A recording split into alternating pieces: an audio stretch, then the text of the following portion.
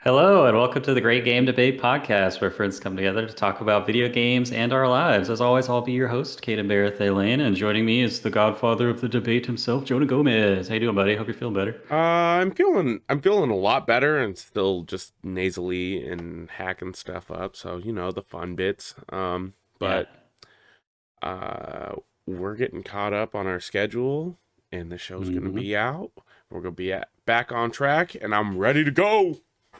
And more importantly, we play Fortnite together and got 2 victory royales, baby. Hell yeah, we did. Oh, dude, I forgot. Yeah, we played Fortnite and we kicked some major ass. Our second win, we didn't even realize. Building out. We didn't even realize that we were gonna win. Yeah, I slid down a hill and these guys started shooting at me, and Caden's just up top and goes bah bah, and then it slowed down. It's like victory, and we're like, what? That was the last squad. Well, anyway, we're also joined by our man in the closet, Wes Bates. How you doing, buddy? I'm good. I have a question for Jonah. Jonah, You got some slash to go with that hack? Oh. Sorry, I couldn't help myself. I'm doing good. It's really like windy here today. I feel like I'm living on Stormhill in Elden Ring because it's just like cows like blowing down the street, and stuff. When you like walk down to your mailbox, is there like a wolf howl and then like a whirlwind happens and 3 wolves just rain out of the sky on top of you? It was 6 actually, but wow. Yeah. Are the goats rolling down the street? Yeah. Yeah, that's what I said. Like, it was actually cows. But okay. Yeah, same thing. Is there a whirlwind animated in that scene? Because I just thought it is the weirdest, like... Yeah, you see, like, a whirl of wind. Era. Yeah. Oh, I completely missed it. I just saw... Maybe it's the Series S. Oh, yeah. Anyway, that's the saucy yourself, Steven. How you doing, buddy? Yeah, I'm doing pretty good. I've had not much sleep as always, because it's a Monday and I work on a Sunday. So, oof. So feeling a bit seedy. Stayed up too late, closing out my first playthrough of Elden Ring, just getting all the secret bosses and everything. Heck yeah. And I really need to put that game down now. Well, guys, we have the distinct pleasure this week of being joined by our special guest, Haley of the Game and Makeup Podcast. How you doing, Haley? Good. Thanks for having me. Excited. Welcome. Thank you. Yeah. Really excited to have you on here. Well, guys, I hope you all stopped by the courtroom on your way and picked up your gavel because it's time for the icebreaker. Objection! All right, Haley. My camera was pointed. Yeah, no worries. One thing we always like to do first on our episodes with guests is just do a little interview just to learn a little bit more about you, give some information to people if they haven't heard of you or anything like that. But I at least know you best from the Game and Makeup podcast. I've been listening to that. It's a really great show. Thank you. Yeah, I believe you do it with, is it Michael Tucker? Is that right? Yeah, that's my partner, Michael. Awesome. We were fighting about games so much. We're like, might as well record it. Sure. Well, yeah, if you just want to give a short pitch of like the basis of the podcast for people who might not have heard of it. Yeah, so Michael and I go back and forth getting so we have very different tastes in games, which we noticed really early on. So the kind of premise of the show is like you can like different games and still get along with everybody, right? Like that's the general vibe, but we get pretty mad in the podcast sometimes. Well, not too bad. But so one person will make the other person play a game that they really like. Sometimes the other person comes around and likes it too. Sometimes they don't. But the whole fun of it is we just kind of chat about it. I think our best episodes are where someone comes around and ends up kind of like reluctantly liking the game. Like he made me play Resident Evil 4. And I'm a big scaredy cat. I don't play horror games at all, but that game's so good. Like I liked Resident Evil 4, even with its huge problems. Like I hated the aiming, like pretty much just the aiming. The rest of it's really good. Like now when I see Leon, I love the boy, and I get it. I understand why everyone loves that series so much. It's one of the only Resident Evil games I played. But he has me playing hard games. I played Dark Souls, Resident Evil 4. I'm playing Hotline Miami right now, which Oh wow. is Okay. super good. I've never played Hotline Miami. I love it. The most And I made a insane, sorry, oh the go most insane thing about all the ports of Resident Evil 4, especially with like DualSense and like the Switch and stuff, is that they didn't put like gyro aiming like from no. the Wii port, which the Wii port's aiming is just the best. It like makes the game so ridiculously easy because the aiming just like a cinch. Point and click. Yeah. Yeah, and like So the VR version's coming out. I don't know if it came out or it looks it is out. awesome. Yeah, Yeah. it's out. Is it It's out? out. It looks sick. Like it's like what I want it to feel like quick Mhm. moving around. Like it would make it a lot easier. But yeah, so that's kind of the premise of the show. So the next episode's Hotline Miami. So that should probably come out in the next, I want to say, month or so.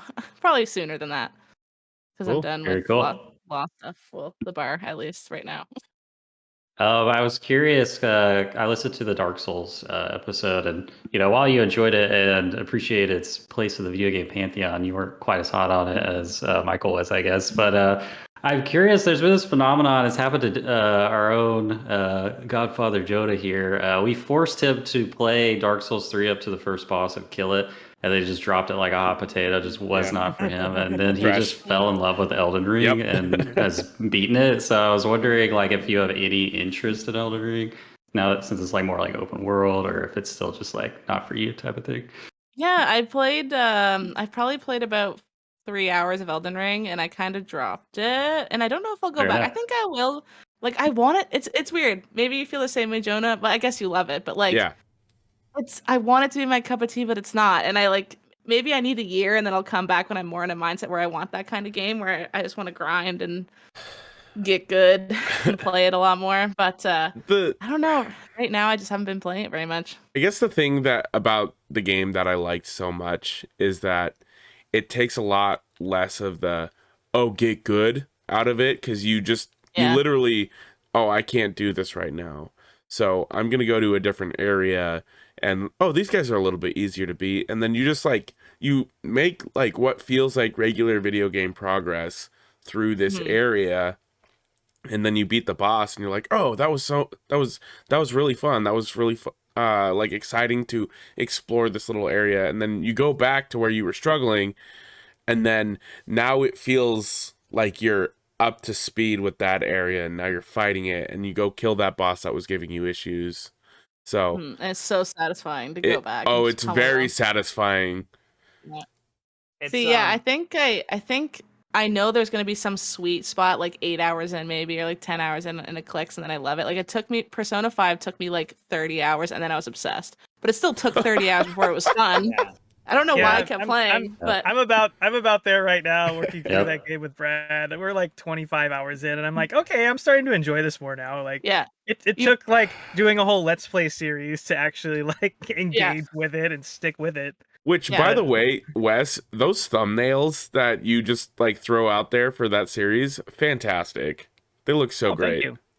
Yeah, I got a new one. Actually, it should go up this evening. We're a little late this week because I got a little overwhelmed at work, but I got one in the bank. I just after the show's over, I just gotta throw it on and like wait the 4 hours it takes or whatever to upload to YouTube. Yeah. I've got a quick question about the show. I was listening to the Bioshock Infinite episode, which was so interesting because I haven't, I guess, like properly thought about it since I played it, and I played it a bit later than most people. So like I heard both sides hot takes and it's terrible. It's the worst game of the series. Oh, it's the best game of the series. It's phenomenal. It's like it's Yeah. transcendent and all that. And just listening to you really like break it down and break down like it's very like armchair philosophy sort of stuff. Was really just super interesting. I loved it. I was mowing the lawn at the time when I was listening to it, but I was like super invested. But I guess the question I had is, how are you deciding on what games you're doing? Is it just stuff that's coming up organically in conversation at home, or have you got like a plan, or like how are you coming up with your like which game to play next? Yeah, I guess the only one that was like really, really planned was the first episode, which was Twilight Princess, and that's how we came up with the show. Because I love Twilight Princess, which I know is like sometimes a controversial take. Like it's my favorite Zelda. Hell Um, yeah, dude. Hell Michael, yeah. Michael Michael took hates the L on that one. Michael hates Not it. Princess represent. And so I mean 10 minutes of that we just fight about whether the NPCs are ugly or not. He Like was that was so like how he described them. He had this like headcanon that all of the NPCs were like inbred. yeah, like there's only It's ever just been like- 12 of them and they just keep having kids, which like it kind of looks like that. But I mean the heavy hitters look the best they've ever looked. Link looks awesome, Zelda yeah. looks awesome, Ganon looks awesome. Like who cares if Tallow has a weird head? We like never see him ever again. But that's the only one that's been like really planned. Other than that, we just kind of think about like we kind of try to think about games where one person's like really passionately hot on it, and even if the other person comes around, it's still fun. And if they don't come around, it's still fun because then that person's still like fighting for their life in the pod, being like, Sure. "No, it's good. I swear to God, you just don't get it." Like probably an episode that'll be eventually is Red Dead 2 because I love Red Dead 2, and he just dropped it. I didn't like it, didn't get into it, but oh, I love that game. I feel like the sim nature can make Red Dead 2 a very divisive game. Yeah. Yeah, It's so leaned into the sim aspect of it. yeah. I was gonna ask you if there was a time restrictment for some of the games, but you're throwing Red Dead 2 out there, you're throwing Yeah. Persona 5 out It's gotta there. be like 2 months. Yeah. Oh God. Well, I mean, yeah, we're kind of yeah. Well, we did most of this. Our first episodes were when I was still in law school, and I need to beat it before I feel like I can say it's shit. Like especially with Dark Souls, like everyone's always like, "You haven't beat it, you don't know." But I was like, "I'm gonna beat this and then talk shit about it, so no one can say that I can't." I didn't even, I ended up liking it quite a bit, but still not my cup of tea. But Can I get a spoiler on what you thought of the Four Kings fight? I dummied that. I don't know how, but I dummied that. Like, and Michael said he's never seen somebody beat it first try, but I did. It's one of the worst Yeah. fights ever. I think I was just So OP bad. at that point somehow. I don't know. Like, what's Sure. the one the tree that knocks you into the hole? Oh, the Bed of Chaos. The Yeah. Bed of Chaos. That Probably took me the like most 3 hours. hated boss in the history of Souls games. Yeah. I was foaming at the mouth with anger with that one. Yeah. And I remember the night I had to get up for a class at like 8:30, and it was like 12:30 at night, and I was like, I'm not leaving until I destroy this stupid plant. Like, I'm not going to bed. Yeah, 5 boss is something. You can definitely feel the budget running out there. We have Wes does recon for us and furnishes us with information on our guests. So he's reported that for quite a few years he worked in games journalism, which I do want to talk about that later if we still have time. But currently you're working on your law degree. You're working up to getting doing the bar exam, right? Which is like pretty heavy stuff. And Wes says you're going to be working specifically with game-related law, which sounds kind of fascinating. I wonder if you could like kind of tell us more about that and like what specifically you'll be dealing with in that field. Yeah, so I went to law school like knowing I wanted to work in games law, which is super niche, but I figured if you're going to be niche, you might as well like have a resume that shows you're super interested in it. So that's kind of what I tried to do. So yeah, after like games journalism stuff, I really love that industry. It's just so hard to have a career in it like long term. So I was like, okay, I kind of have to think about it like realistically. Do I want to, have a dog and feed it and stuff like that and whatever. So I went to law school and did papers relating to games journalism, or not games journalism, but games law stuff. I just took the bar 2 weeks ago. I think it went well. How long do you have to wait for the results? Only about a month and a bit. So probably around start of May is when they'll tell us. And I live in Nova Scotia, which is a province in Canada, because Americans tend not to know provinces. So I'll just throw that out in case no one knows. I think our good friend Joey Cisco lives in Nova Scotia as well. Oh, nice, awesome. Yeah. So we have it different where instead of one test, it's like I call it the bar just because colloquially that's what people understand it as, but it's like a year-long assessment period. So I have to article. So it's kind of like a residency for doctors. So I have to work under a supervising lawyer for a whole year, 12 months. And then during that, I do this system where starting from July last year, I had assignments the entire year where I had like fake clients and had to do stuff for them. Like, because I only want to do business and tech law, but I had to have like a criminal law client who was like caught shoplifting. And it was like, had to do all their legal work for their shoplifting stuff. And then a family law person who was getting divorced and had to do all the like work for that. So you do that all year long. And then the thing that was two weeks ago was something called a capstone, where over 4 days, from 8:30 till 5, you just have to write like a grueling amount of assignments and pass them in by 5, or else you fail. So it was like Jeez. 20,000 or something words I wrote in 4 Wow. days. It was brutal. And then like a bunch of video assignments. So they get fake actors to come on the camera and pretend to be clients. And I joined the call with my shoplifting client, and I was like, "Hi, how are you today?" And she clearly was trained to be like the worst. She's like, "I'm going to jail. I'm obviously not good." I was like, what do you say to that? I was just like, "Don't worry. Like everything will." I can't say to her, "You're not going to jail," because she might go. I don't know. She might go to jail. So you kind of have to be like, "Don't Right. worry about it." Well, and it's like just testing you if you're good at talking to people and stuff. Like just basic competency. So I finished my articles on June 1st. And then I'm starting up with a law firm called Voyeur Law. So they do Canadian and US game law, tech law, all that kind of basically just like helping game devs not have to worry about their legal rights, and they can just work on the game essentially. So if they have to have agreements with a new like if they hire a new developer, employment agreement, if they have someone doing music that they're not going to take under independent contractor agreement, if they want to incorporate like all that basic stuff. It sounds fun. Like games law sounds like I'm going to be playing a video game, like playing Phoenix Wright or something all day, but it's Yeah, basically exactly. just business law, but for game developers, really. That's cool. How did you pivot from journalism into your interests in law? Because I think that's like a pretty wildly like different angle to go with your career, and I'd be really interested to kind of understand your decision to move that way. Yeah, I think not a lot of people are doing that pivot, which I saw like a lot of opportunity to talk about things in really in depth that people aren't really talking about yet. And I really like intellectual property, which I knew when I was writing games journalism, which is like copyright, patents, and trademarks are kind of like the 3 pillars of IP.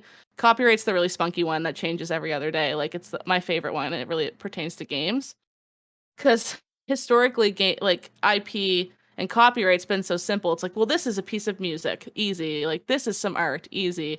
This is a performance, easy. But games are like all that smashed together plus like 12 other things. So there's this huge monolith of IP problems that the courts can't deal with because they don't even know what's going on in the space yet. Like honestly, our judges haven't aged up. Like people our age haven't become judges yet, so they don't really know the game space like we do. So they're making these decisions relating to games that you're like, what? Like that's not gonna work. Yeah, And it's in this really turmoiled place right now. Like patents are getting approved for game mechanics all over the place, which is like, I think really bad. It's gonna cause a ton of that's problems. terrible. Yeah, like Warner Brothers files one every other week. Nintendo has a ton. And while it seems like, oh well, they're just protecting their IP, it's just gonna hurt indies in the long run. Yeah. And lawyers weren't really looking into that all that much. So I kind of was like, okay, I could talk about it from a games journalist perspective, or I could get a law degree and then people actually listen to what I have to say, I guess. Sure. That was I'm kind of curious. Oh, sorry. Go ahead, Steven. Sorry, Warner Brothers making the patent on the Nemesis system, but then not actually ever using it is the most confusing thing. Yeah, they just don't want other people to use it. It's gonna be because we come back in that Harry Potter game, right? Hogwarts Legacy. Yeah, sure. Sure, Yeah. why not? And it took them like 4 tries to get it through too. Like they tried applying for it since like 2016 or something, and it kept getting denied because their patent agents weren't like writing it the way that it. They're essentially tricking the patent office into thinking it's software, but it's really just an idea, and you can't patent ideas.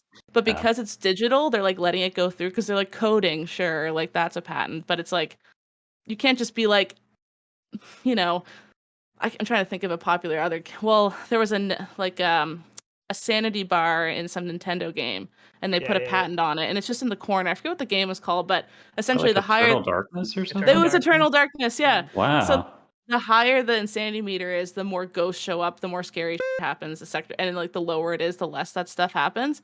they have a patent on that. But that's just an idea. Like that's an idea. I Yeah. think like that's not patentable. Like it's more complicated than like jumping, but it's the same thing as if you try to get a patent on jumping in a video game. It's so dumb. Yeah. Because patents are supposed to solve a problem, and that doesn't really solve a problem. It's just like a spunky way to have a cool thing in your game. But like they get approved because like people at the patent office are like, oh, this is on a digital platform, therefore it's I don't know anything about video games, so seems approved. okay. Yeah, I'll go to Texas where they get approved like crazy. It's just yeah. Well, that sucks. Sorry, I went on a huge I'm very No, I get angry about it, so I go on these tangents about it. Well, I was curious because I never heard of like specifically game law like until now, and I was wondering like when, like how long ago did that like become like a specific field? Kind of a few different ways you can go to it. Like I know there's people who specify like an esports law too, which is like a growing thing because there's so many like 16-year-old kids who are insane at games, and then they almost like they have to have their parental guardian in the room with them when they sign contracts, but like the parental guardian doesn't know anything about contract law, and they're essentially signing their rights, like their personality rights away for like 10 years, even though they'll only be with that esports company for like a year. So a lot of lawyers are kind of drifting towards that and like representing the players who don't really they should be getting employment rights, but they're not really getting it. Like there's a whole market there, I think, for it too. And then there's the IP side of it. So if you want to be somebody who approves patents for game devs or gets their trademarks through as a trademark agent, because there's tons of trademarks in games all the time. Like not just the name, but like if they have spunk, like, just thinking about Rockstar games, all the parodied trademarks in there, like they need a lawyer to look over that and make sure it's parody enough to not violate other people's trademarks and stuff like that. Right. And then like the basic transactional stuff, which is probably what I'll be doing mostly, just like contracts and setting them up so that when a publisher comes in, they don't get exploited and lose their IP rights and like stuff like that. Sure. Yeah. Wow. Well, yeah, that's really cool stuff. It sounds like there's a lot of problems in that field, so it's cool that someone like he's going into it actually like understands everything around it and can hopefully do some good. So, yeah, that's really awesome. Did the rest of you guys have any specific questions for Haley before we move on? Yeah, I got one. Is there any like specific game dev or company that you're wanting to work for or assist? That's like, so right now I'm going to be in a firm, so clients from other developers will come to us. Like we'll probably largely represent indie companies, okay, and stuff like that. But like what you're kind of thinking of might be in-house counsel. So you go and you are a lawyer, but you go to their office every day and only they are your client kind of thing. So that's a path a lot of people take too. So like Blizzard probably has tons of in-house counsel, lawyers, like all those big guys probably have like a team of hundreds of lawyers at any given time working on like all their like every time you skip the terms and conditions to play a game, like some lawyer probably spent like 3,000 hours on writing that. So that's another way you can go is in-house counsel, which I hear is a lot cushier because it's almost like working an office job and being a game dev, but you're doing law. Right. Interesting. Yeah. Cool. Any other questions? Don't think so. All right. Well, before we move on, I just have one question for each of you. Quick lightning round robin. All I want is an answer on a scale of 1 to 10, no elaboration. If you've seen the Kingdom Hearts 4 trailer, how hyped are you on a scale from 1 to 10, Steven? Small shoes out of 10. What? 3 out of 10. Joda. I'd say 3 out of 10. I Haley? like 2. Yeah, it's a 1 for me. Anyway, I just real quick on that. I saw a really awesome tweet that Kyle Hilliard from MinMax made this morning, going like, I never realized how like close a parody this is to when they pivoted from Final Fantasy Versus 13 to Final Fantasy 15. And you go back and you watch, they showed that Kingdom Hearts 4 trailer, and then immediately cut to one of the old trailers from Final Fantasy Versus 13. I recommend that you go and watch that, and it'll kind of blow your mind. It's just like, yeah, Nomura's like, I'm making this game at any cost. So did they like along pretty much?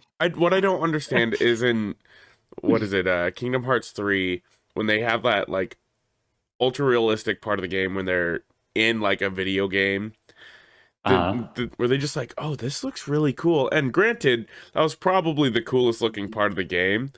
Yeah, I think we'll see the return of Yozora in Kingdom Hearts 4, but we don't have time to get into the depths of Kingdom Hearts lore because it'll take an entire year. So I'll turn things over to Jonah for our next segment, the debate.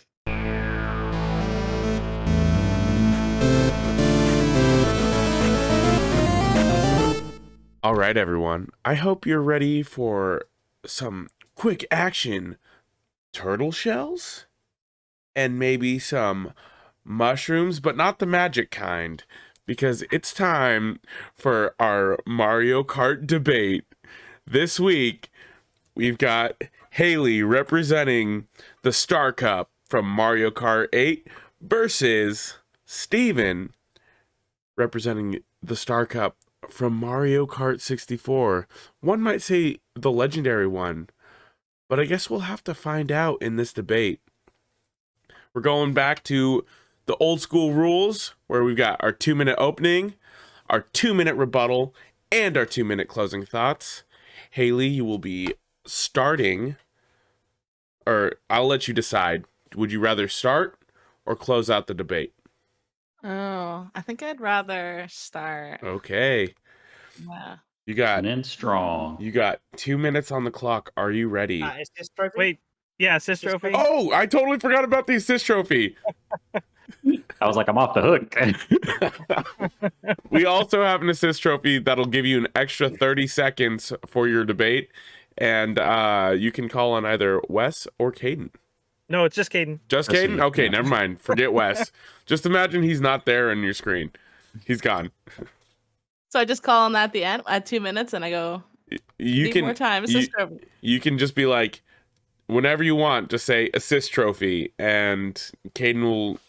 I'll burst forth from my glass case surrounded in rainbow light and praise your game for 30 seconds. Oh, you could be Amazing. the mystery box. You could be the item. Oh, yeah. The item box in Mario. What's the DS game that does like the maths on the screen? Big Brain That one's Academy. always, yeah, Brain Academy. That's always like just the funniest like assist trophy to pop in. Oh, okay. Oh, I was yeah. like, yeah. what are you talking like, where we about? All right. Haley, you got 2 minutes on the clock. Are you ready? I'm ready. I got the cup right in front of me. Okay. 3, 2, 1, debate. Okay, so just for a refresher, if people don't know the Star Cup from Mario Kart 8, they should. It's Sunshine Airport is the first one, Dolphin Shoals the second one, Electrodrome is the third, and then Mount Wario is the fourth. Okay, Dolphin Shoals is like one of the only good water racetracks in Mario Kart. Like when you think about water racetracks, you think slow, cumbersome, like, oh, I went into the water and now I'm slow and it's slippy and it's not fun. Dolphin Shoals is fun. It's you jump across an eel's skeleton back to do a bunch of extra tricks and go fast. You go in a cave, you jump through hoops with like dolphins. You pay like thousands of dollars to do that at SeaWorld and it's ethically questionable, but you can do it for free in Mario Kart and it's fun. It's like one of the only good water levels, so that's my Dolphin Shoals feel. Sunshine Airport, it has so much going for it. So you can go through the lobby of the airport, which, you know, usually games don't handle airports all too well in the past, we know. But this handles it nicely. You just drive through, no one gets in trouble, no one gets hurt. You get to go on the wings of a plane, do a little spin, turn. You get to fly downwards while a plane goes over your head. It looks sick.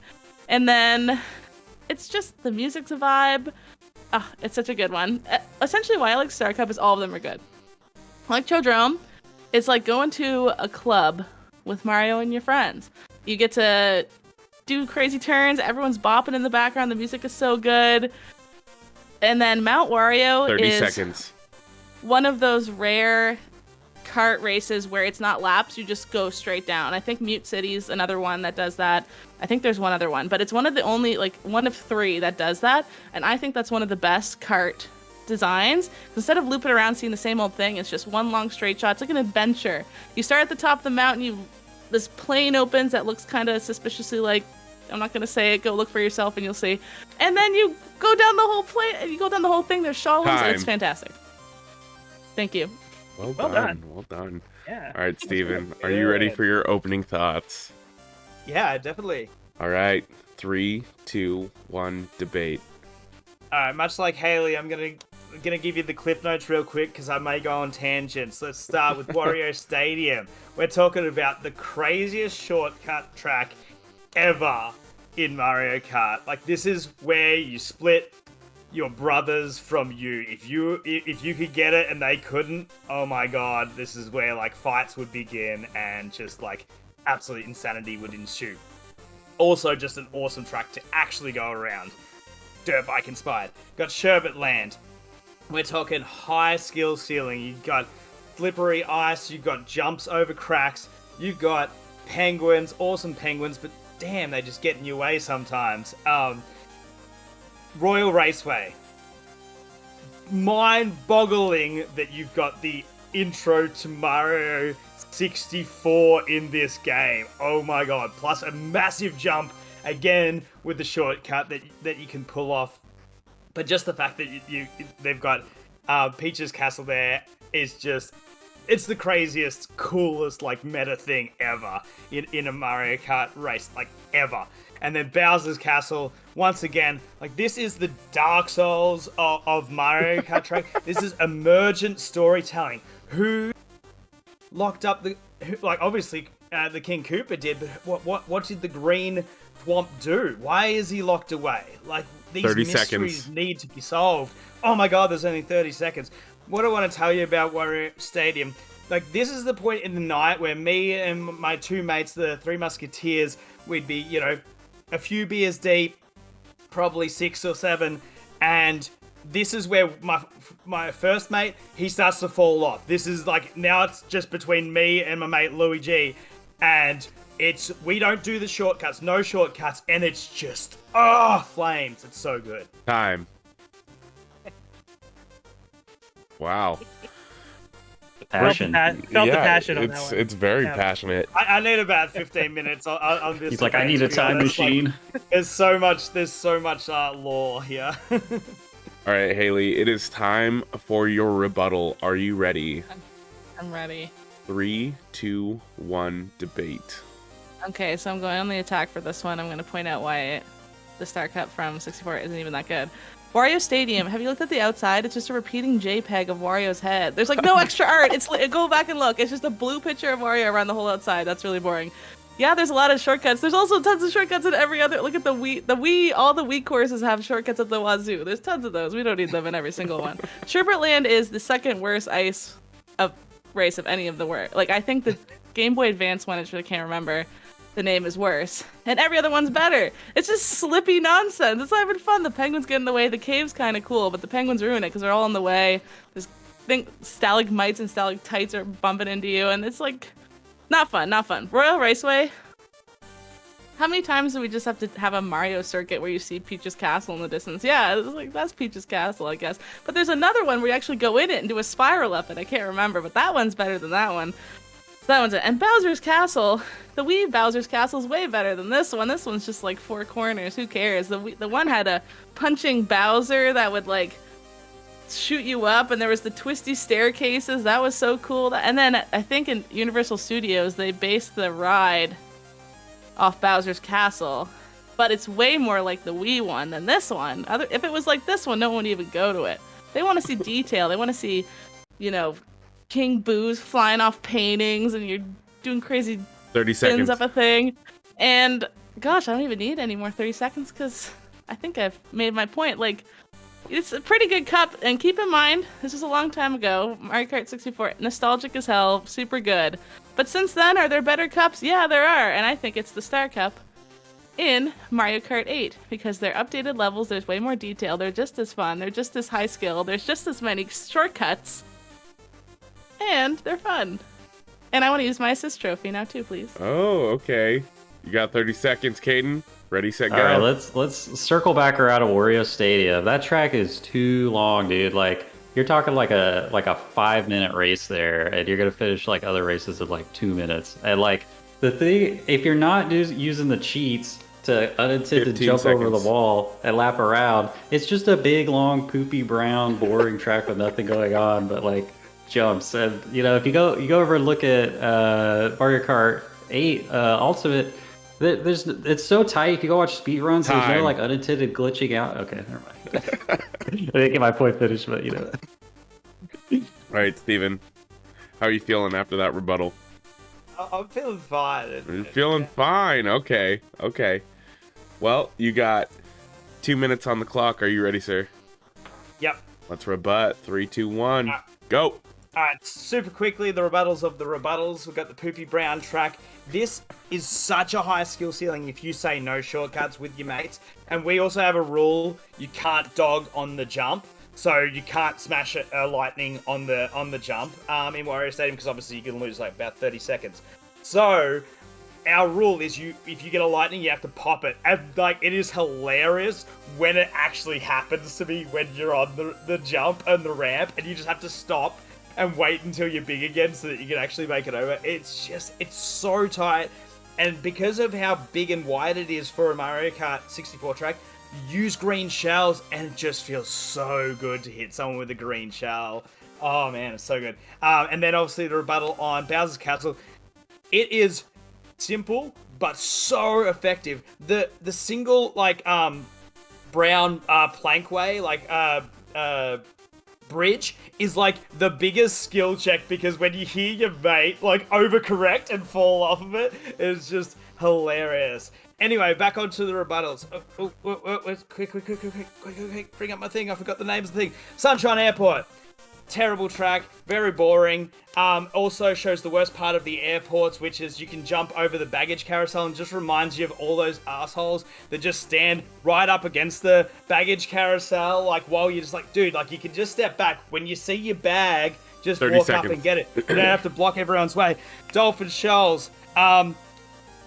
Actually is a decent track, but again, you are jumping on top of an eel without their consent. Like, what the hell is this? Like, is this like Animal Crossing, animal abuse action? What's going on here? Electrodrome, not a banger. Not a banger at all. This should be like eye-melting electro. It should be hardcore dance. Like, the last lap should just be a banger. Mount Warrior, Mount Warrior goes through it. Assist trophy. All right, Katie. Yeah, just to ragging on the music again. I went back and I was just listening to all the music from these tracks today, and like, man, Mario Kart 64 tracks just blow Ultimate, Deluxe, like, out of the water. Like that, the Three Raceways, or like 15 Wario seconds. Stadium song, where it starts off like it's like counting down the lights. It's like ba ba ba. It's like ba ba ba ba ba da da da da da. Like, that's like the anthem of like Mario Kart, and like I can't even like remember like any of the songs in Deluxe. Time. Sorry. Ooh, getting spicy. I forgot to say, Haley, in your rebuttal, I love how you said you don't even need the 30 seconds, and then you use the 30 seconds. I know, it's like I don't even need it. Also, here's 3 more points before I'm done. All right, it's time for our closing thoughts. The assist trophy has been used by both parties. Now it's all up to you guys to close out. Pokeballs. What about Pokeballs?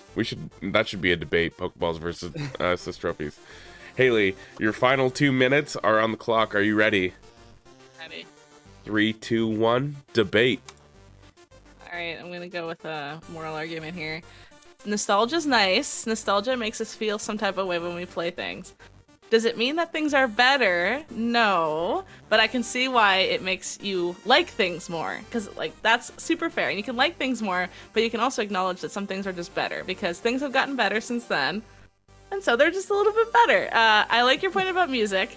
Music hits different on the 64, like it does. But the only thing I'm gonna say is, if you didn't feel some type of way on Dolphin Shoals when you come out of the water and then the trumpets and the brass hits you, it's like you're at the start of a Seinfeld episode, but like on crack. It's so good. It's just like all these trumpets are hitting you and you feel amazing. And then Electrodrome, what do you mean? No, the music, the whole level's about music. You go on a xylophone, you go on a piano keys. It feels amazing. And I feel like this is just the perfect little package of 4 heavy hitters. Like, the top tracks aren't in here. Like, I would say there's a few tracks even in Mario Kart 8 like that are better. Like, I think TikTok Clock's top 3. I think, at least a couple of the Rainbow Roads are up there near the top. But if we're looking at one cup that has 4 super strong contenders, I think the Star Cup in Mario Kart 8 is just stacked. Like, all 4 of those are at least in the top 20. I'm being generous there. I'm going to say top 15. I think all 4 are in the top 15. And if we were to look at Mario Kart 64... 30 seconds. Yeah, they've built the way for a lot of better racetracks to come, and they're foundational in that way. But there's been at least 3 or 4 more Bowser's Castle since this version, and all of them are better than the original. Royal Raceway is just Mario Kart Circuit that has been improved like 4 or 5 times since then. Sherbert Land had a better version in the Wii that isn't even that good. It's just okay. It just looks a bit better. And Mario Stadium, Waluigi Stadium is way better than that one. Waluigi Stadium is like top 5, and it's not even being talked about. Time. All right, Steven, how are you feeling? Fine. Absolutely fine. Yeah. All right. Yeah. Closing out the debate. You got 2 minutes on the clock. Ready, set, go. Yeah, so obviously I missed out on talking about Mount Wario just in my rebuttal, so I just want to quickly go over that. The fact that it has 2 amazing lap sections, and then the second lap section is you going through a hydroelectric plant. Like, why? You're ruining what could be a perfect track with just this random building in the middle that just sucks.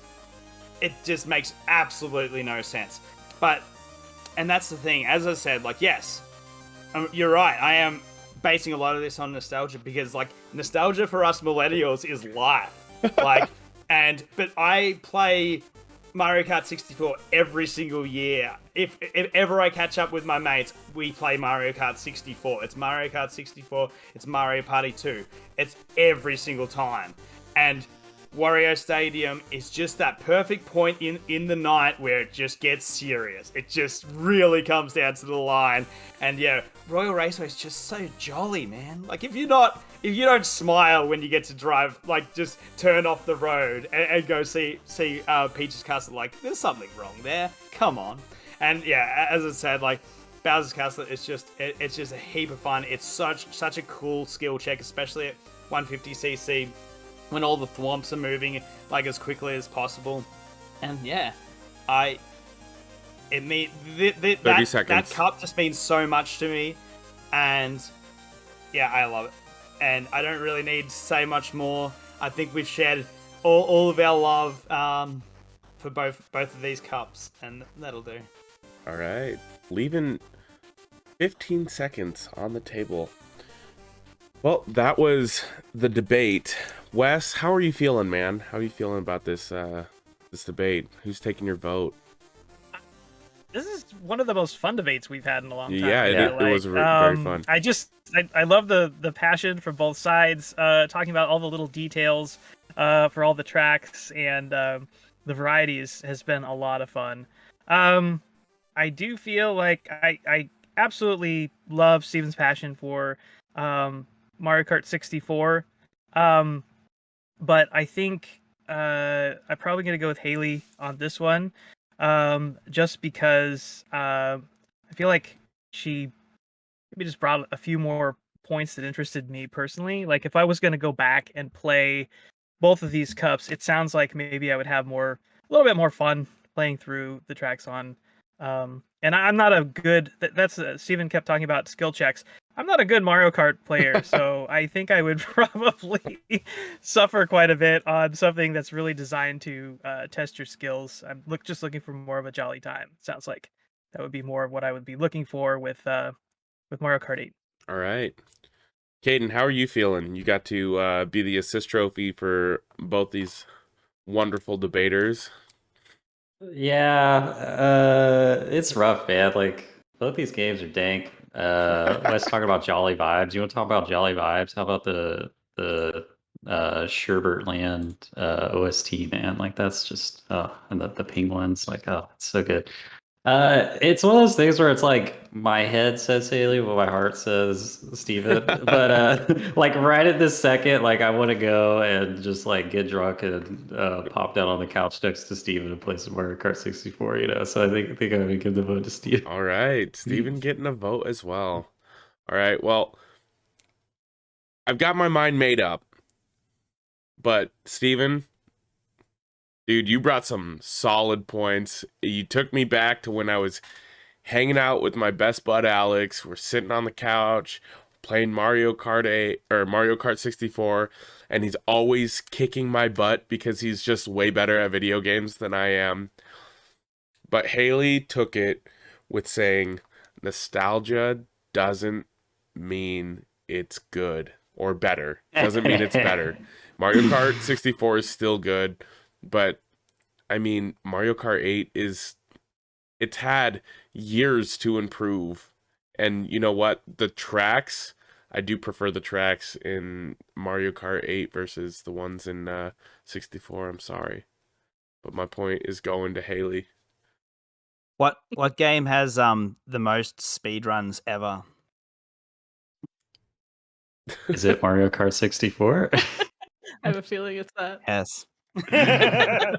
On that point, like I was looking at speedruns for these games before this debate, and like the Mario Kart 64 community for speedrunning is still, it's like as active as it's ever been. It's crazy. wild. Like they're still Wow. like as recent as like last month, people are breaking records on tracks. Like it's crazy. Jesus. And they're like Pretty cool. recently within the last year, like finding new skips and stuff on I love tracks. that. Yeah, it's so yeah, crazy. they're working out like weird, crazy glitches. Like it's pretty much like when you hear people talk about frame rules in Mario, like Super Mario Bros. Like they're starting to talk in that sort of language in a Yeah. racing game, which is just insane. Yeah. Have they put out any of the 64 tracks on the DLC for Mario Kart 8 yet? Choco Mountain of all things, but they really reinvented it in a really cool way. And also obviously behind the scenes, during the pandemic, when sort of the Discord was kicking on, I actually put out like a competition for Mario Kart 8, and it was Mount Warrior because that is literally. I was one of gonna my bring that up. Yeah, It is that literally was- one of my favorite tracks of all time, but I don't like lap 2. Me too. Lap 1 and lap 3 are amazing. And my favorite track of all time is Mario Circuit or whatever on 8, just because of the inception, like seeing the track above you. It's just so Yeah. cool. I liked your point about that because I never really thought about it, but the middle part does stink in that level. It's like, why is there a building on the middle of a mountain that I have to Yeah. ride through? I It's never really like thought about it. The mountain is just so fun. It's just like I just want to keep going down the mountain. Those 3-part tracks are so cool too because they do like music changes in the different sections. Yeah. Like when you get in the forest, it like changes to like violin and stuff, and like none of the other tracks do that. It's really cool. Yeah, it was interesting though because I played the whole cup just before we started, and yeah, the biggest letdown is the music is amazing, as in like the orchestra, everyone's playing in it, but they're not often matching the tone of the track. Like Mount Warrior, I'm thinking, oh yeah, this is gonna sound like, I always think of like Freeze Easy Peak if I think of like a winter level, like, it has to sound like Christmas. And it didn't give me snow vibes. Yeah. And yeah, just like the Electrodrome, weirdly, it just has this repetitive hook where I'm like, I want like some freaking some dubstep drops and some freaking some real sirens and stuff. Like it's an amazing track. Like it is so hard to fight against that cup because I was like, oh, what cup has you? It was like, oh, Haley chose Star Cup for Mario Kart 64. I'm like, oh, Mario Kart 8. I'm like, oh, what cup had Wario Mountain? And it's like, oh, of course, it was Star Cup.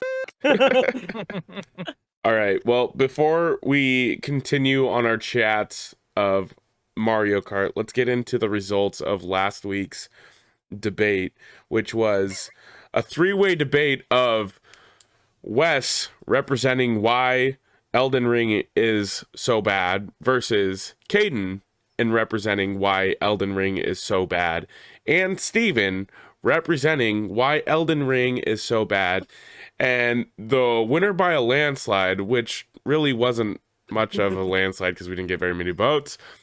But that being said, it was Caden with 3 votes. He was the only one that got votes. So congratulations, Caden. Congratulations, win again. Caden. It just goes to show that horny debates are the best debates. That is true. So. And with that, we will see you guys in the pitch.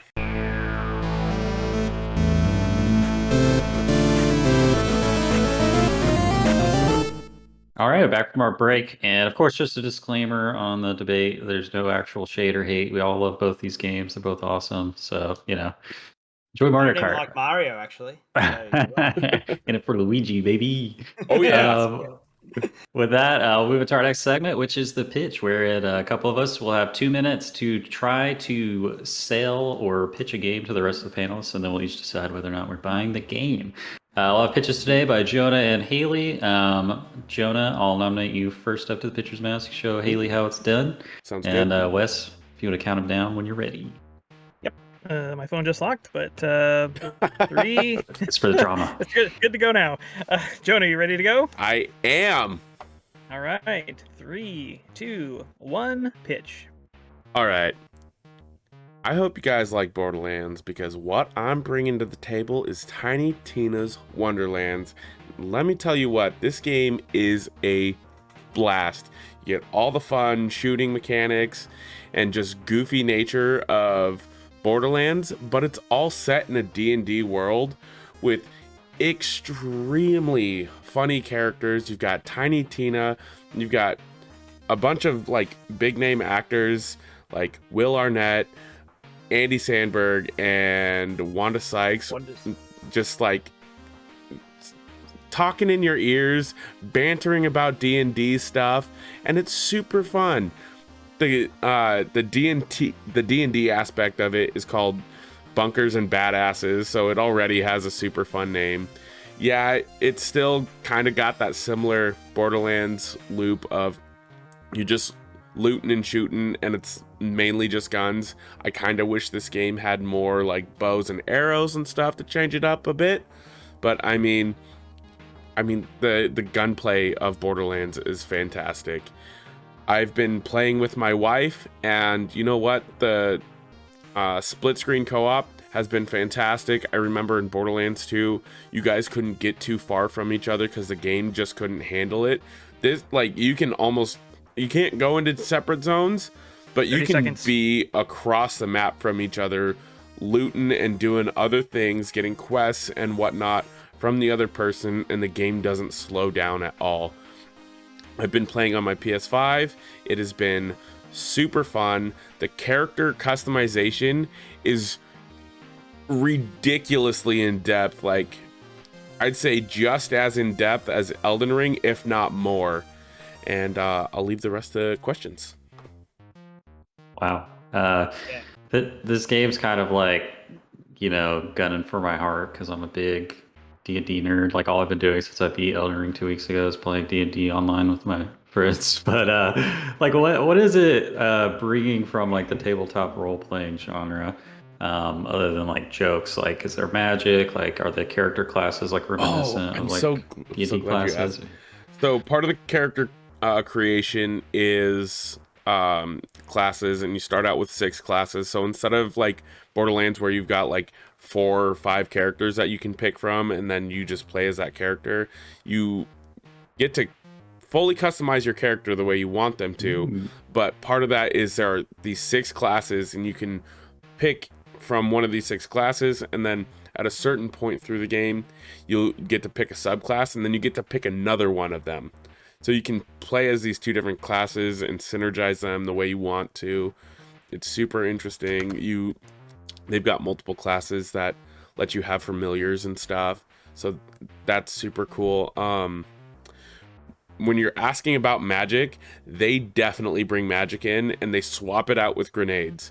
So instead of picking up grenade packs, you're picking up different kinds of That's perfect. spells. Oh, cool. So like, instead of like, because in Borderlands you just like always throw a grenade and it just kind of do something different. With this one, there's different animations. So like, you'll pick up a magic wand and you got to hold it and charge it, and you see your character put a magic wand out, and then they shoot like a burst of like magic missiles or something.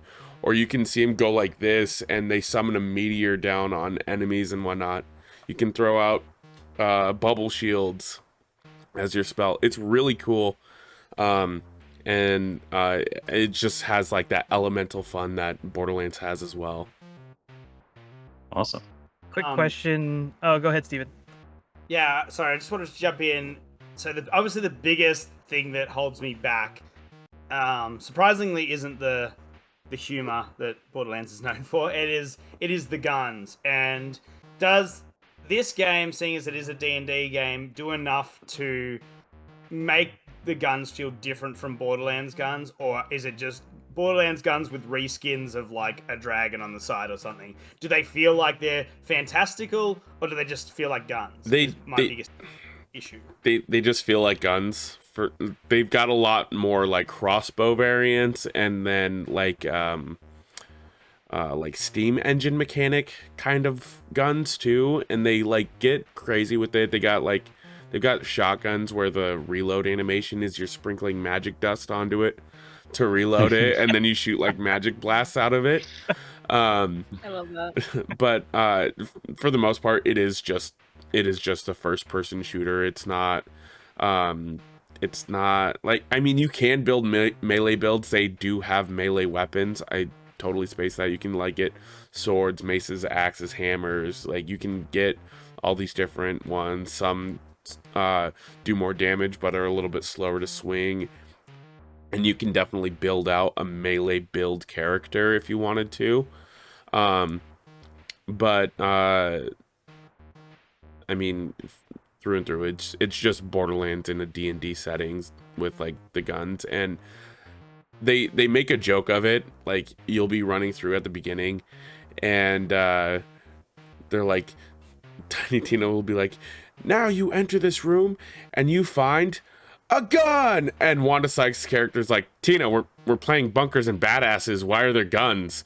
And she's like, this is my game, I get to choose. So they know what they're doing, and they play into it, and it's pretty fun.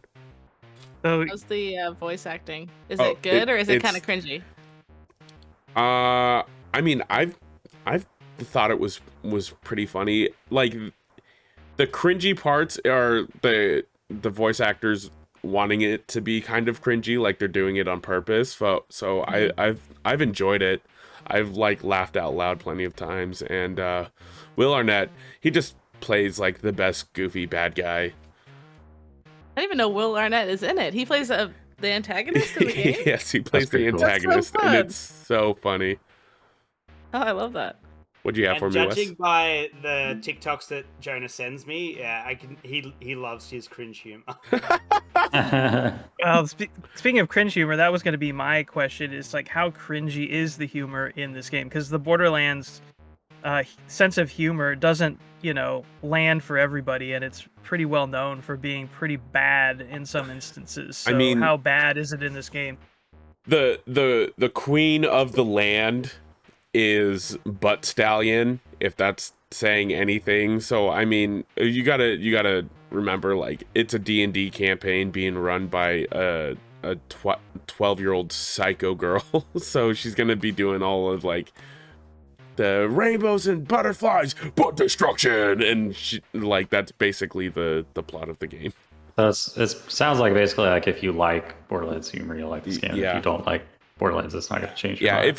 if you don't like Tiny Tina's bit of humor, because it's just 90% Tiny Tina, and then it's Wanda Sykes being Wanda Sykes, and then Andy Samberg. If you've watched Brooklyn Nine-Nine, he really plays into like that Jake Peralta kind of character.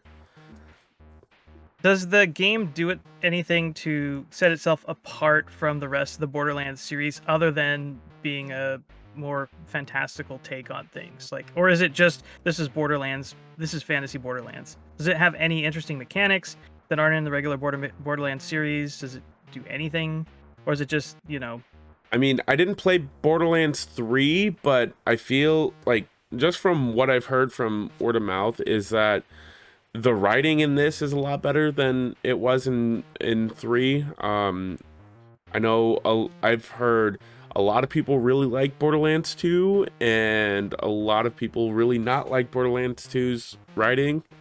I think it's about in that ballpark.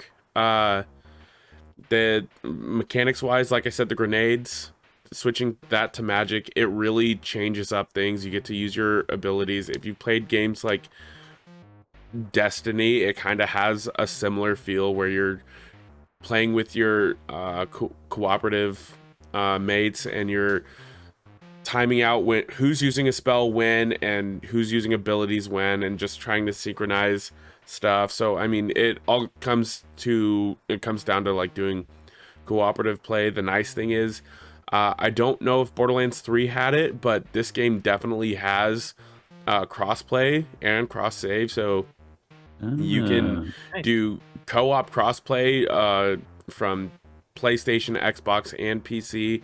They've got cooperative and then co-opetition, and all that means is in co-opetition, all the loot is the same for everyone, and so you might have to fight over who gets what gun that pops out of the chest. Gotcha. When you're just playing cooperative, when one person opens up a chest, it's different loot for every person, but you can drop your loot, and then when you drop it, everyone else can see it. Just to help you out a little bit, because I heard this. Maybe you haven't got like far enough in the game to see this, but apparently the game has multi-classing. So at some point you get to choose a second class. Yeah, so you get to pick a subclass. Yeah. Yeah, he mentioned that. Yeah. Oh, okay, cool. I don't think any of the other Borderlands games have done that, right? So that's just like a whole nother layer. I don't think so either. I haven't quite gotten that far, but I do know that is a mechanic later on in the game. Very cool. Well, guys, we'll start with Haley. What are you thinking? Is this Borderland game up your alley? It sounds cool. I think of all the Borderlands, like, even if it's like a spin-off sub-series kind of thing, I think I'd be more interested in this than going back to 3. Because I was saying in the in-between, I've only ever played 3, and I only played it for 10-15 hours, and I never touched it again. But this sounds like it's spunky, and the fact they have like Andy Samberg and Will Arnett and stuff doing voices, it seems like they have a lot more attention to like production value and making it spunky and fun, and not just, you know, repeating mission loops and stuff. It's more about following a thread of a story all the way through and going to the end. Oh, that's another thing. It's not as like open as Borderlands. It's they brought it in, so it's a bit more linear, which is nice. I think I like that. I think I'd like that better for Borderlands, which, as much as open is fun, I think the fact that they're so open with their weapons and all the things you can do while fighting, I think I'd be fine with all that openness just being in a linear story. Yeah, I think that'd be fun too. It's not just like hallways and stuff, but like you're not going to vast deserts. There's no need for vehicles. Like, gotcha. It's pretty smooth sailing. It seems like it would have the same humor as that Jack Black game where he Brutal Legend. Yeah, a little bit like Brutal Legend. Is it kind of vibes of that? Kinda, yeah. Like I could sign up for that. That sounds fun. Very cool. Yeah. Well, yeah, I'm kind of in the same boat. It's like I was like Steven was saying earlier. Maybe it was Steven who said this. You just like already had like as much Borderlands as you could stomach after like 1 and 2 or something, and that's kind of like where I'm at. But it's like if they could have done like literally anything to get me back in, it was probably make like a Dungeons and Dragons themed game. It's like I'm the target audience, so yeah. I mean, as soon as this game's like $30 on sale in like 2 months, I'll probably pick it up. Yeah. So, we think, Wes? I was interested in this game before Jonah pitched it, and I am interested in it since Jonah pitched it. I mean, like everything that he said sounds really interesting to me and fun. You had me worried.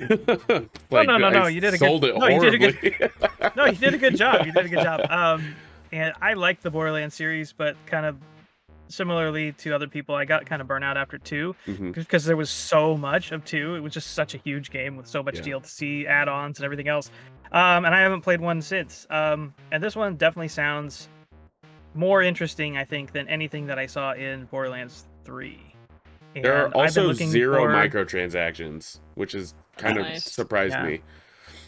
Yeah, this one looks like a solid co-op game that I'd be interested in playing with a friend. Very much so. So, yeah, I think I'm in. Very cool. What do you think, Steven? Yeah, it's so weird. Like, I've seen images of this game and I get really excited. but then I think about Borderlands and then I get less excited, and then it's just like I sort of I teeter like again. I'm much in your camp, Caden. I'm thinking like on sale, Game Pass, but I've got to be in the right mood too. Like, and that's the thing. Like, I find you have much better experience with Borderlands playing co-op with a mate. Yeah. It just makes everything less grindy and artificial. And I just want to do this completely separate thing. But could we just do it super quick? Because I hear it's like really divisive. But like, Claptrap, just a thumbs up or thumbs down.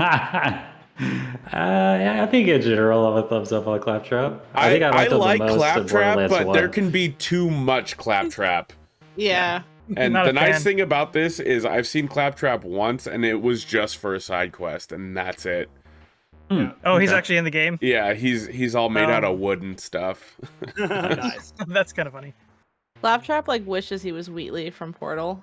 Yeah, exactly. He's like the Walmart Wheatley. That's kind of the vibe. All right, cool. Well, thanks for the pitch, Jonah. Looking forward to trying out the game eventually. Sounds cool. Next up to the pitcher's mound is Haley.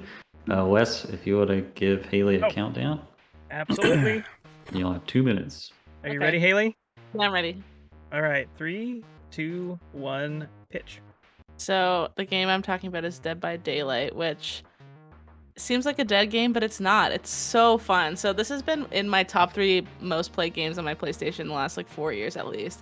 It came Wow. out in 2016, so same year as Overwatch, and I just checked like viewer counts on Twitch. So this has today right now has 26,000 people watching Dead by Daylight videos. Elden Ring Wow. has like 75. So it has a third of the viewers as a game that just came out like a month or so ago. Overwatch has 13,000. So it has double Overwatch viewer. Like, so it's got something going for it. People like it. They want to view it. So the gist of it is, if you don't know it, is like 4 survivors load into a map and then 1 person's a killer. And the killer has to kill all 4 survivors before they exit the map, and the survivors have to repair 5 generators. And then once they do that, they can open one of 2 gates and then exit and leave and win.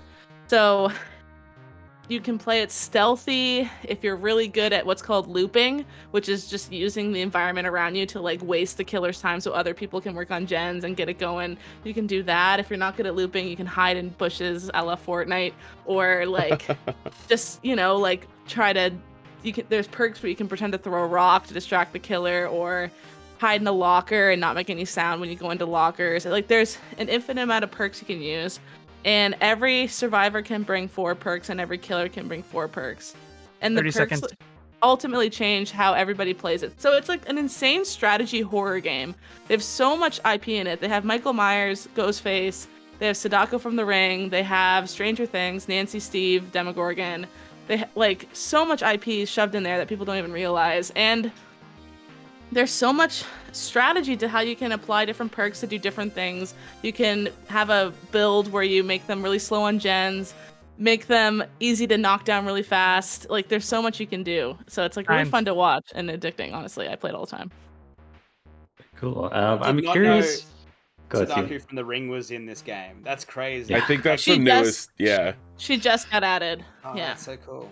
And she can climb out of TVs anywhere she wants on the map. I That's don't. so cool. I don't like that. There's like 8 TVs, and when you're her, you can look at a TV and choose to come through. Or the survivors can go turn off the TV, but then it increases this meter where if it gets to full, she can hit you once and down you right away. So it's like risky to turn off the TVs. You have to think about it. Oh. Yeah. I was actually playing this game for the first time not too long ago, like just a handful of months ago. The buddy of mine on PS4 who got me to play it with him because he wanted to do like a survivor team or whatever. But I don't know if the game's just like blown up more since then, or if there's a discrepancy between like player count and viewer count on Twitch. But like we had like a huge problem like trying to get into matches. Like some nights we'd get on and we like couldn't even get in a match, and then we just like had to give up. I don't know if you've had that experience at all, or Was that like 3-ish months ago? yeah. It was bad then. Like, I played so much, I like know when the loading times are bad.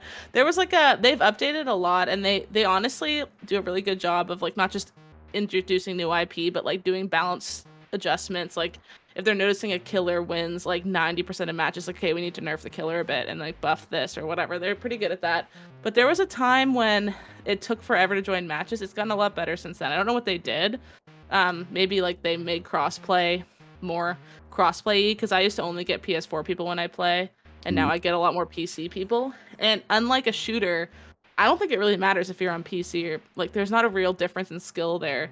Like this, you can do this little circle thing where you loop around them and like it's easier with a mouse, but other than that, there's no difference. So I think they're like, okay, whatever, just have them all mixed up, and I think that really helped load times. It's gotten better since then. When you're choosing to go into a match, do you know, like, I presume it sounds like you really like to play as a survivor. When you're choosing, like, I'm gonna be a survivor, like, do you know which killer you're going up against, or is it all randomized? Like, you just like, oh crap, we're going against Freddy this round. He's really hard, or you know, we're going against Jason. He's super easy. Like, how does that work? It's all random, so it's whoever queued up as the killer they picked, you'll just get someone random. So you might play someone as Ghostface like 4 times in a row, like you just never know. But it usually flips around quite a lot, and some of them are DLC.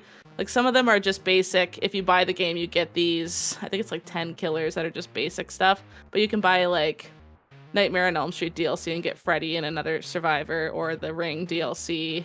I don't think they sell the Stranger Things DLC anymore. Their licensing ran out, so you can't buy Demogorgon anymore. But essentially, those are almost a little bit rarer because you have to pay money for them. But you see quite a lot of them.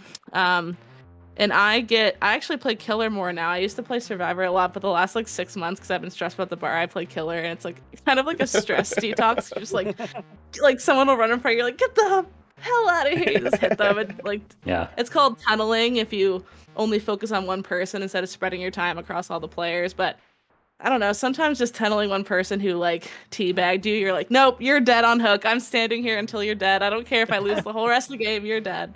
It's kind of there's like a weird experience you can have playing as a killer where like a lot of the times I wasn't even like focused on actually trying to win or like getting upset if I didn't win. It's like there was a fun and like providing an experience for like the players that were being the survivor and just like harassing them and like knocking them down and like knowing they're gonna win, but like knowing like you gave them a good time and they're probably happy that they won, you know. I don't know if that's just me being insane, but no, there's like this whole unspoken, like, you can tell people who play it a lot, there's almost like courtesy rules. Like if there's these glyphs that show up and someone will go to touch it and they get XP at the end. And like as a killer, if I'll run up to a survivor about to kill them, but if they're touching a glyph, I'll be like, and then they get their glyph, and then I hit them. Like there's like that kind of stuff that goes on. And then another fun thing is at the end, if everyone's dead or everyone else is left, this hatch opens.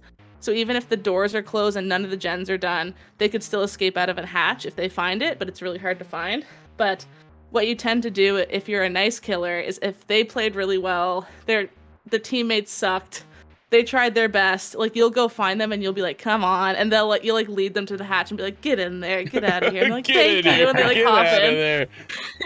It's like these weird things where it's like really sweet, and they'll like message you after like, thanks so much, Nemesis, love you. It's like you know, like what a weird concept, like Nemesis. Oh yeah, did you mention that? Oh, I forgot that they had Resident Evil characters in here too. That's crazy. They have Jill, Leon, and Nemesis, and Nemesis is like, Nemmies are always so sweet. They're like the sweetest little boys, but like he's terrifying 8 feet tall monster. But whenever I see a Nemmy, like you do a little like crouch, you're like, are you nice? And he's like, yeah. And then you're like, yeah. And then you like play with them. It's so weird. It's like the weirdest game where you'll either get murdered by Ghostface or you'll like go around and like dance with him in a field and then he'll let you leave after like 2 minutes. It's like the weirdest game ever. It has like so fun. Playing like fantasy in the backyard as a kid vibes or like haunted house vibes, you know, like if you've ever chased your siblings around the island in the kitchen where it's like you have to deke them and be like, oh, I'm gonna come this way and then fake it and go the other way. That's essentially like 50% of what Dead by Daylight is.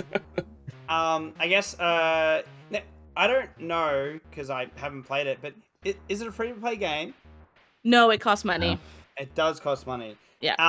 And then obviously they got a massive store, but you earn credits as well as you play.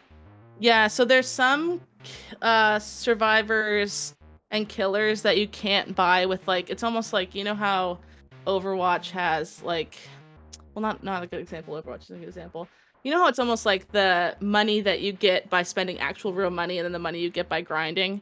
Like Yeah, there's two some separate currencies. Yeah, and like you never ever you get like one like of the actual currency a year and like the rest of it you get like 10,000 or whatever. You can Right. buy some killers and survivors with the like tier down currency, but all the ones that are in DLC packages, so like Michael Myers, Ghostface, pretty much Yeah. all like the really cool ones, you have to buy them with like the actual currency. That would take you years to grind to actually Yeah. get them for free. And like, just because it's such a popular thing, do they have like a battle pass or anything, or dailies that incentivize you to keep playing? Yeah, there's tons of dailies, and then the battle pass just gets you cosmetics though. Like you'll never unlock a survivor or killer in the battle pass. It'll just be for outfits. And it's this funny thing where like really good survivors wear flashy outfits because they're so confident in their looping abilities that they'll put on like a bright purple wig, green hoodie, and yellow pants because they're like, come chase me, bitch. Like I'll waste your time. And almost when I see those survivors, I'm like, nope, and I just turn and go look for someone else because they're gonna waste 10 minutes and I'm gonna lose the game. I don't even chase them because they're so good. This game is on Game Pass, correct? It was on Game Pass. That's how I got it originally. Okay. It was like 2017 or 18 it went on Game Pass. Okay. Yeah. I was wondering, how's the community around it? So, like, I don't think any of us obviously have played. Well, it sounds like Caden's played a little bit, but if somebody new were to jump into it, is the community pretty kind with people that are obviously new to the game, or is there any kind of like harsh or toxic aspect to the community that plays it? There's definitely toxicity in this. Like people, it's funny if like you run certain perks as the killer, they'll be like, oh, you had to run no ed, like no skill killer. Like it's like a weird like, and it's only until you play it for like a lot of hours that you even notice it. Cause when you start out, you'll be matched with people who are your similar level, so you won't really notice that kind of toxicity. It's only when you play it for like hundreds of hours that like I'll run a build and they'll message me after and they're like, I hate you so much. You and they'll like write a whole paragraph. It's like, okay, sorry, like just wanted to kill you. That's the point. But I don't know. I'm really on Dead by Daylight TikTok too, and it's like, it's weird. Like everyone seems to have these unwritten rules to how you should play. It's like, oh, they should have given you hatch, or they shouldn't have given you hatch, like whatever. Just play it however you want. Like who cares if they send you a PSN message after? Just delete it because they're just salty. It's just for fun. But there is a lot of that. It's one of the more like everyone assumes you need to know everything about every perk when you play when you get to the higher levels, but when you start that's a lot of games like this. Yeah. It's like if you run bad perks, it's like you're the reason that we lost because it's like a team-based thing, but it's not true. They're just salty that they lost. Obviously, it would be in Canadian dollars, but what is the price of the game? It'll be similar to Australia, so. I don't know how much it is right now. Let me look. And like, are all the killers like the same price they have to pay money for, or are they some less, some more expensive? Steven, you should double check Game Pass because I think it still might be on Game Pass. I think it is. If it is, damn, I want to play so bad. It's $20 Canadian on Steam right now. Oh, and wow. That's yeah, not bad at all. And then the DLC things are like $10 to $13, I want to say, and you'll get a survivor and a killer, and each survivor has perks that when you level them up to level 30 or something, then you can use them on other survivors. So like if I had a Laurie Strode who had like a really good perk that I wanted on a different character, I can level her up to the point that unlocks for all other characters and then use it for other people. And How that's long kind of good. would you say that process takes to like unlock a perk for other characters? You have to use blood points, which are like the currency that you get the most of. Like at any given point, I'll have 1 million blood points on my account just because you get them so easy and quick. And it usually takes like 1.2 million blood points to max out a character all the way to the top, to the point that all their skills are in everybody's. But that would take like, if you played it a couple matches every day for like 2 weeks, you could probably do that a few times. Do they have a skin for both young and old Laurie Strode? No, she looks the same. It's just her outfit. Like she has like her purple button down like classic outfit, and then she'll have like, and there's, they do like events like Lunar New Year and Easter and stuff, so she'll wear like an Easter egg shirt or something like this. The OG movie. Yeah. Just one last thing that kind of bothered me a little bit when I was playing that I wanted to get your opinion on. Like, Some of the perks, like the most optimal ones, are like locked behind the killers or survivors you have to buy. Like I remember there's one killer that has a perk that lets you learn perks faster, but it's like a killer you have to buy. Like, I Oh mean, yeah. is that kind of like stinky and you wish it wasn't there? Does it not bother you as much? Or... It's kind of annoying, but they also Stinky. do this. They also do this thing where four randomized perks will be in the shop, and you only have to use like the second currency, like the not Oh, expensive one, and you can use 2,000 of that to buy the perk. So okay. sometimes I check it it changes every week, and they'll go through every perk and make sure everything's in there. So like they just added Pinhead, who is that guy in Real Horror? I don't know, is that Oh, from Centerfield or Hellraiser. Hellraiser. He's a Cenobite, right? yeah, so he has a really good perk that I wanted, but I didn't want to spend $13 on him just for like one perk for another character I use. But then they put it in that little thing, so I only had to spend my Okay. currency that I have a ton of because I play it all the time, and I didn't have to worry about spending $13 on the DLC. But that's randomized, so it might take like months before the exact one you want shows up. Right. That's Well, nice it's though. something. Yeah. Yeah. I've got to go. So I'm going to say that I would love to play this game really badly. I would love to watch my mates play this game and just hear the salt through the Okay. It's really salty. through the headphones. And yeah, but like obviously it costs money. It sort of feels like a free to play game. So Yeah. it's this weird thing for me in my head. But if it's on Game Pass, I definitely want to start downloading it and get the boys on because that'd be awesome. Really fun with friends when you're Survivor. Very cool. All right. See you all. Peace, Have a good Steven. day. Bye, Steven. See you. Nice to meet Hi, you. Steven. Nice to meet you. And Well, then there were four. Yeah, I Is guess. it alright if I run to the bathroom like super quick, like 2 seconds? Oh, sure. I We'll should've talk about gone Dead by between. Daylight. Awesome. Sorry, 1 sec. Why don't you guys ask me questions you have about Dead by Daylight until Haley gets back? Can we just give our opinion on whether we are Oh, interested sure. in Dead by Yeah, Daylight? we'll just tell her. So yeah, so for me, this sounds like a really fun game. I again am not. It takes a lot to try to sell me on something that's multiplayer, especially Yeah. something that's I have to pay for. Yes, I know. am I've super tried. interested. I'm super interested in watching this game though. So I think I'm gonna like maybe check out some videos on YouTube or something of Does people playing this game and maybe playing try as to. a killer make a difference to you, since that's essentially like a single player game, even though No, because I it seems like with a game like this, there's so much nuance and so much to Yeah. learn with it. I Yeah. think that at this point in time, like my interest level is learning about the game. I don't feel like I'd be comfortable like jumping into something and just trying to pick it up. Yeah. I don't want to, raise somebody's ire, towards me because I'm like playing wrong or Start getting like, toxic messages on PSN. Yeah. yeah, that's not my thing. So, but it sounds really cool. It sounds really fun. Ben Moore from Easy Allies just talks about this Mhm. game all the time and how great it is. And I really, I do have a certain interest level in it. It's not like I'm completely disinterested. My interest level right now is checking out some videos and learning more about the game and how it works. Absolutely. Very cool. What do you think, Jenna?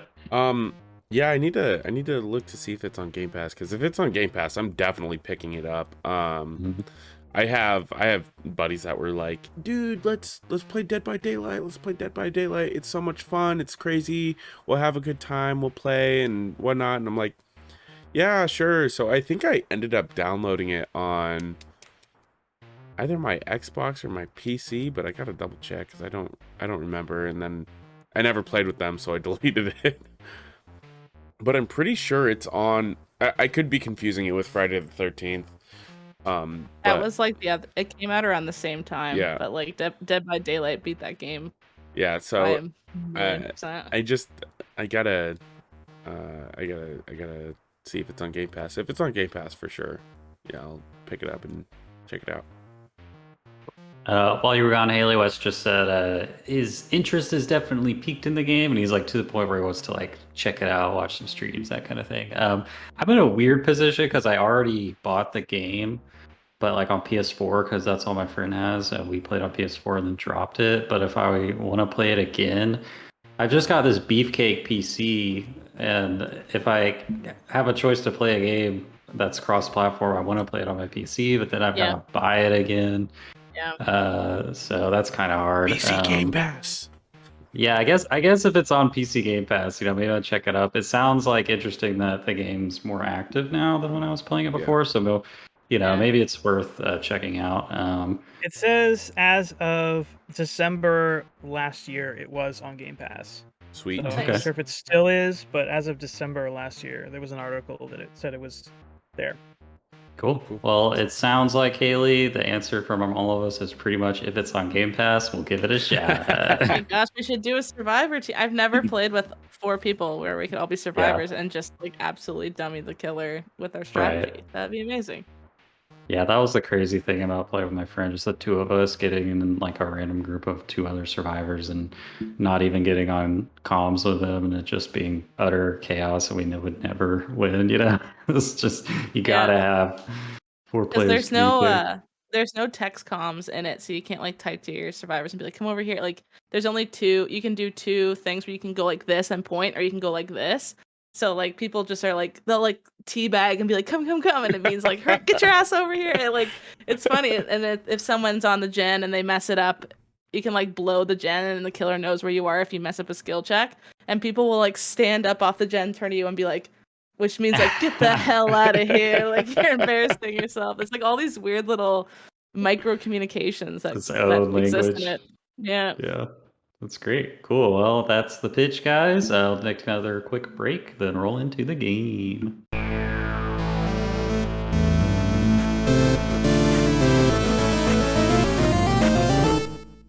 All right, back from our break there, and we're rolling right along into the game segment, wherein our game master, Wes Bates, will present us with some horrible game he's devised to torture us with. So take it away. Horrible. It's not gonna be that bad. Yeah, I'm just kidding.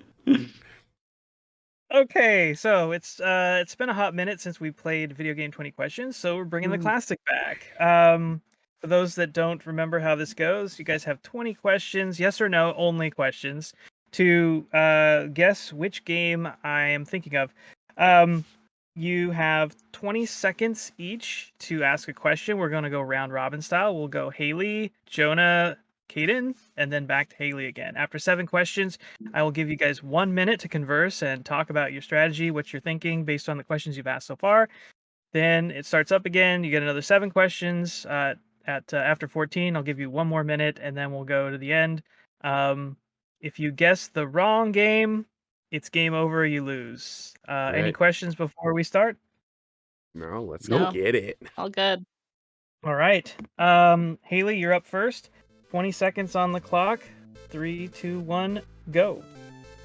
Is it an RPG? No. Is it a strategy game? No. Hayden.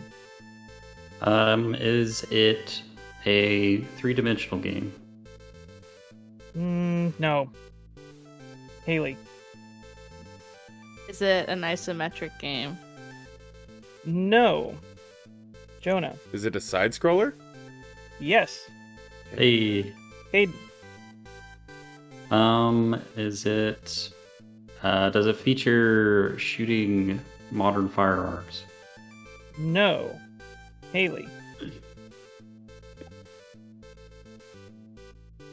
Is it from Nintendo? Yes. Oh, And that's 7 questions. all right. So Wow, you have 1 minute on the side-scroller. clock. Starting now. Side-scrolling Nintendo without Yeah, guns. That's 2D or 2.5D. Sounding a that's- lot like a Mario game. We should probably just ask if the game has the word Mario in its title. Hello. That would narrow it down. What other 2D could be? Yoshi, Kirby, Oh, I didn't even think Donkey of Kong that. Country. Yeah. See, you Where- say Donkey Kong Country, and I immediately just start thinking of the theme song. The do do boo boo doo doo. Oh, it's so good. Underwater. Oh, The dude, that water music's song, that one. creepy. I don't like that. Oh yeah. I don't know. I'm ready to continue asking questions if you guys are. Sure. Yeah, I'm ready. All right, you have 10 seconds, but we can start now. Jonah, you're up. 3, Is 2, 1, go. is Yoshi in this game? No. Oh. Hayden. Is the main character from this game in Super Smash Bros. Ultimate? Yes. Okay, you've narrowed it down to like 100 That's characters. so Haley. Does this game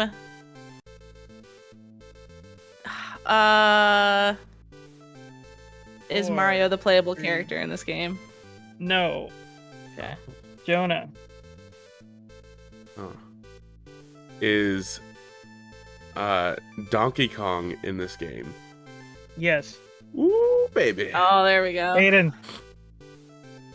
Does the title of this game No. feature Just be careful. Roman numeral or regular number 2? No. Haley. I don't know enough about Donkey Kong. Ask a system. Oh, is this game on the SNES? Is this game on No. the SNES? Oh no. Jonah. Huh. Oh. Is this game on the Wii U? Yes. Hmm. And that's 14. I'm thinking it's Tropical Freeze. Yeah, I was just gonna say. Yeah. Which is, I guess, 2.5D, but still plays like a 2D game. Yeah. We should ask if it has a new funky mode.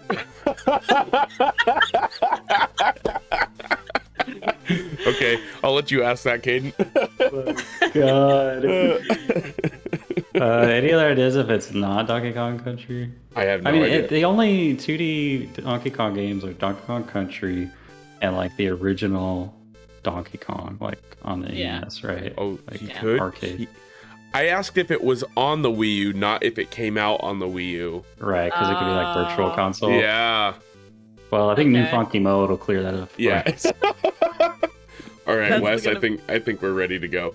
Yeah. Okay, leaving 15 seconds. Ready, Caden, go. Does this game feature a new funky mode? One version of the game might feature a new funky mode, yes. Well, there you have it, folks. Now, Haley. Send it. Send it. Did I just say? Yeah. Is it Donkey Kong Country Tropical Freeze? It is Donkey Kong Country. Nice job. that went 16 pretty questions. smooth. Yeah, you guys narrowed it down right from the start. Really We well. bombed those pretty hard a lot of the time, so Good game choice. I forgot about that game. I did too. yeah, I need to play it still. I know it's like legendary, so. All right, nice work as always, Wes. You're despite me falsely claiming they were horrible before, they're actually my favorite part of the show. So I appreciate the effort you put into them. Looking forward to the next Right one. in the heart. Yeah.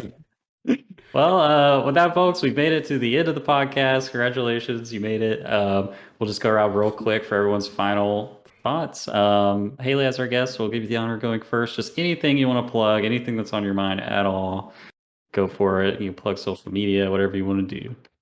Sure. So I'm Haley Fax on Twitter, and then my podcast with my partner Michael Tucker is at Game and Makeup on Twitter as well. Don't even find our YouTube from our Twitter because our SEO on YouTube right now is trash. Game and Makeup is just Barbie makeup games is the only thing that shows up. I subscribe, I'm on my personal YouTube and I subscribe to us, and even if I type in Game and Makeup, it's just 18 pages of Barbie games and then our podcast, so don't even try. Go to our Twitter. Oh, that's Find us that way. Yeah. Yeah, we have thought about changing our name, but it's almost a bit too far in now, so we're just kind of hoping that maybe YouTube will find us and move us up maybe one day. That'd be nice. One day. One day. Very cool. So, everything you have for your final thoughts? Final thoughts. That was a great debate. Oh, yeah. Very lively. I loved that. That was really fun. It's always fun when you can tell. I can tell that he loves those kart races, close to his heart. So it's so much more fun to debate someone who's yeah, I guess they're okay. You can tell he has hundreds of hours and he has particular anecdotes for each one when something happened that his buddy his buddy did this when, whatever. So that made it way more fun. That was super fun. Makes you want to go play Mario Kart 64 Sure. right now. It was really fun. Thanks for having me. Awesome. Yeah, thanks for taking the time. I know you must be crazy busy doing the podcast and going to school and everything, so we really Nah. appreciate you. Not too busy. All right. Wes, final thoughts? I just also want to thank Haley for being here. It was a pleasure. Since I made that terrible hack and slash joke at the beginning of the podcast with Jonah, I totally had a set of useless trivia set up for this show, and I just wasted my opportunity during my intro. That's and what so, you get. Yeah, so I'm gonna drop some useless trivia really quickly before Beautiful. before the show ends as my outro. So here's some Pokemon useless trivia Ooh. that you may or may not know. Rhydon was the first Pokemon ever created. Not sure if Oh. anybody knew That's that. crazy. No. Even though I think his number's like it's 112 or 122. It's up there. In the game, he was the first Pokemon that was ever actually created. I wonder why. Dang. Just Yeah. dragon-y guy, like pretty easy. Yeah, I it's don't a know. monster. I don't know why they pushed him down the list, but anyway, interesting fact about Wailord. Despite being one of the largest existing Pokemon at 14.5 meters, Wailord is so light for its size that it would float in the air due to its density. So it weighs only 398 kilograms, which is actually quite a bit. But its body mass index is 1.9 given its size. And for reference, the optimal body mass index for humans is like between 18 to 25. Wow. Oh, what? Yeah. They're not doing their homework correctly over at Game Freak there. Couple more kind of weird things. You guys remember coughing and wheezing? Mm-hmm. Mm-hmm. So those were like one of James's Pokemon in the first anime. Coughing and wheezing were originally named after New York and Los Angeles because of the bad smog in those cities. Oh, got it. Roasted. There's Pokemon of all different types and combinations. There are currently no electric fighting type Pokemon. Not a thing. Oh, Interesting. Missed opportunity. Yeah. I can see And like Electabuzz evolution. That's Uh-huh. like a fighting yeah, type. I could see that too. Yeah. Lastly, something a little dark. According to their Pokedex entries, Hypno and Drowsy feast on the dreams of sleeping children. And if their dreams are good dreams and tasty enough, they'll carry the children away. what? Oh my god. Some Goblin King Labyrinth stuff right there. Dang. Dude, that's like Drifloons too, right? Like Yeah, they yeah. just carry children. Ooh. Why are people catching these and using them? But I don't know. I want Yeah, to. they put I their want to children play at that risk. just to make one of those called like Sandman. Yeah, there you go. Well, and I think it's even worse with the was it with Hypno, right? Because he like intentionally has like a hypnosis thing to put people to sleep intentionally just so he can Ugh. Yeah, feast on their he's a dreams. predator for sure. Yeah. Oh my god. Do you remember the old BFG like movie? Did you ever go see the movie like when you were in elementary school? There was like The an Disney old one? Maybe it was Disney, but there is that scene where like all the other giants were like eating the kids like when they're sleeping, having their dreams. Like same Yikes. energy. Yeah. All right, thanks for the trivia list, Jonah. Final thoughts / Discord housekeeping. We got merch now. We just Oh, put nice. up new hats and a Discord version of our logo on our Redbubble store. So there's new stuff for everyone to check out. My wife puts a little pat of butter out for my cat to lick, and I just watched her scoot the dish across the floor, and she's got a smushed in face, so her tongue's like super long. So she like looked up at me, and I just saw this really long tongue flipping around. So that was kind of funny. Maybe not for you guys. You had to be there. Did you I'm say sorry. butter? Yeah, it's really good for Like, cats. Really? I've Yeah, never heard yeah. that. Oh my god. A It's little really good for their piece of fur. butter. Yeah. Oh wow. And big shout out to Miss Riven. He made some more pitch music for us. You guys got to hear it on the last episode, and you'll hear it on this one.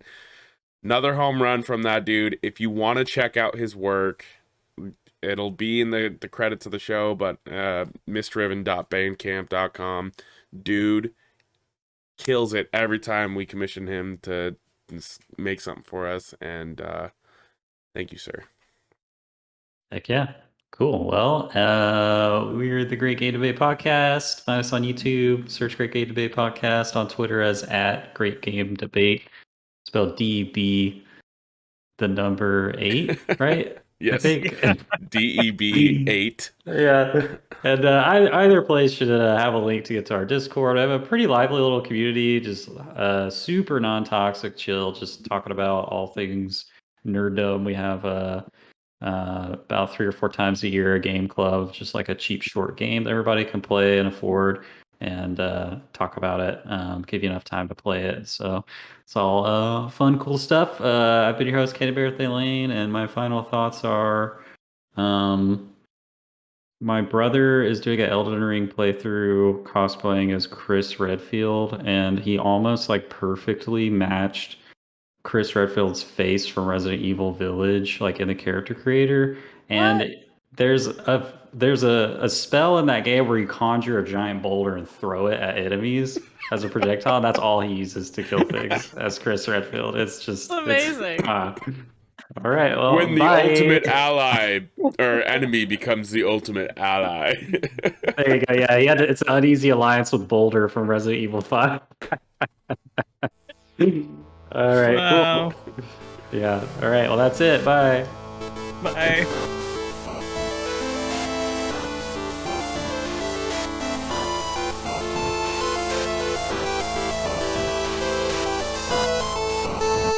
As always, a big thank you to our friend Misdriven for the music in our podcast. If you like what you hear and you want to check out more of what they have, you can pay them a visit on Twitter at MIST_RIVEN 719 or on Bandcamp at Misdriven. Thanks again for tuning in. Till next time. I was just like brushing my teeth and I was like, oh my god, I just thought of a really good joke that I could have used on Electrodrome, the music. It's like going to a blue light disco and then there's like this youth pastor DJ that's playing like really like safe like music. That's a super fair chirp. That might have won you it, honestly.